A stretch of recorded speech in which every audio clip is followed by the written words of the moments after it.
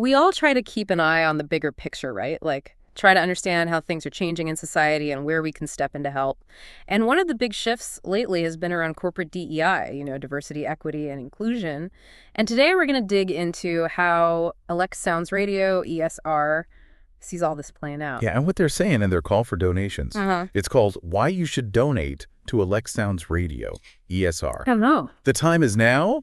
It's kind of eye-opening. They're seeing this pullback from DEI by corporations as a real threat to Black-led organizations. And their whole approach is, like, not to wait around, but to build their own thing entirely. Yeah, build it themselves. That's what they're going for. So our deep dive today is going to try to understand how ESR is responding to this whole shift with DEI and what their plan is for, like empowering the community going forward. I mean, ESR is saying that corporations aren't just quiet about DEI anymore. They're actually cutting funding, making it less visible, and just generally dialing back their commitment, right? Like, we're seeing whole departments disappear, resources drying up. And they're really highlighting how this hits Black-led organizations hard.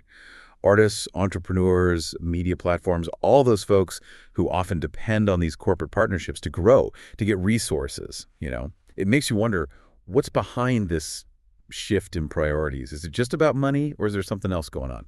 I mean, that's the million-dollar question. But ESR isn't sitting around complaining. They're taking action. They're calling themselves a launch pad for independence, truth, and self-sufficiency in Black communities, which is a pretty bold statement.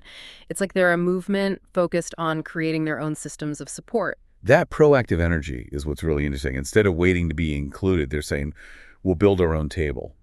And that's really reflected in how they see themselves. They're not just a radio station. They want to amplify Black voices, support emerging businesses, and build the future without compromise. It's a much bigger vision. And you see that vision in action with their ESR Directory, which they call a living, growing hub.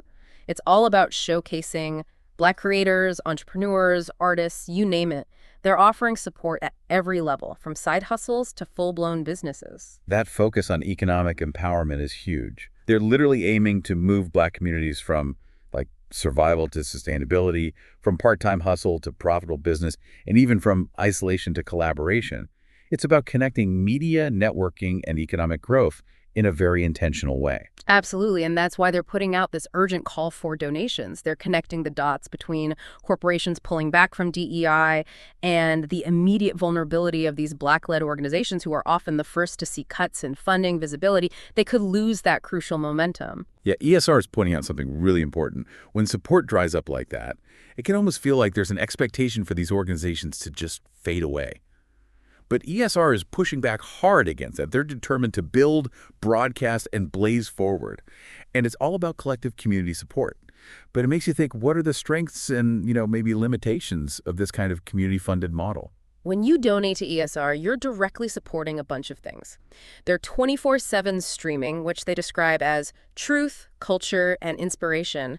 Plus, they're actively promoting all those Black-owned businesses in their directory, getting the word out. And it goes beyond that. Donations also mean they can offer mentorship, strategic tools for artists and entrepreneurs, help them develop their skills, plus creating jobs, gigs, platforms for creatives within the community, strengthening that whole ecosystem. And of course, it lets ESR stay independent and laser focused on what their community needs.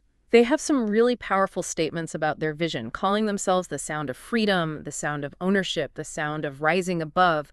It's about more than just tolerance. It's about empowerment. They're saying to listeners, this is what you've been waiting for. They're not just trying to survive this DEI shift. They want to lead a whole new era built on the strength of the community.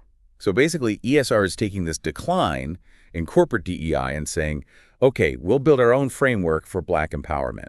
And that framework includes media, strong community support, and a big focus on economic development from within. So for those of us out there, trying to make sense of all these changes and figure out where to put our energy, where to help, ESR is offering a pretty direct way to make a real difference. And it raises a bigger question. When institutions change their priorities like this, what does it really mean for communities to take ownership, create their own solutions? And what can we learn from ESR's model? Could it be a blueprint for other communities going through similar things?